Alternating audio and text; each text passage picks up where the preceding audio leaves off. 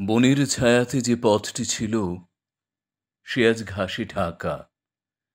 সেই নির্জনে হঠাৎ পেছন থেকে কে বলে উঠল, আমাকে চিনতে পারো না? আমি ফিরে তার মুখের দিকে তাকালেম।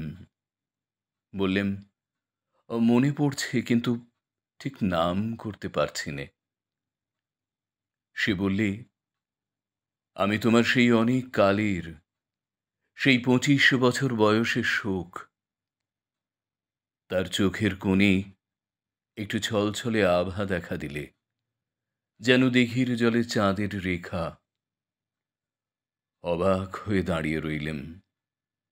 বললেম, সেদিন তোমাকে শ্রাবণের মেঘের মতো কালো দেখেছি, আজ যে দেখি আশ্বিনের সোনার প্রতিমা। সেদিনকার সব চোখের জল কি হারিয়ে ফেলেছ?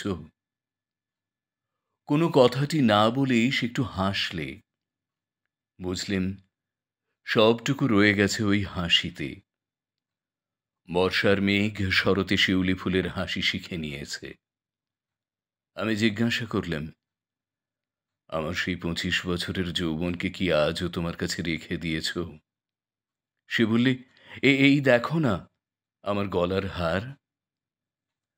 দেখলেম সেদিনের বসন্তের মালার একটি পাপড়িও খসেনি। আমি বললেম, আমার আর তো সব জীর্ণ হয়ে গেল, কিন্তু তোমার গলায় আমার সেই 25 বছরের যৌবন আজও তো ম্লান হয়নি। আস্তে আস্তে সেই মালাটি নিয়ে এসে আমার গলায় পরিয়ে দিলে। বললে, মনে আছে, সেদিন বলেছিলে তুমি সান্ত্বনা চাও না, তুমি শোককেই চাও।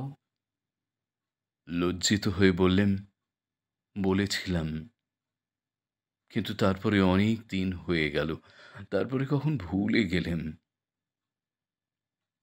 সে বললে, যে অন্তর্যামীর বর তিনি তো ভোলেননি।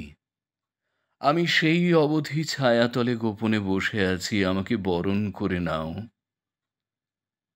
আমি তার হাতখানি আমার হাতে তুলে নিয়ে বললেম, এ কি তোমার অপরূপ মূর্তি?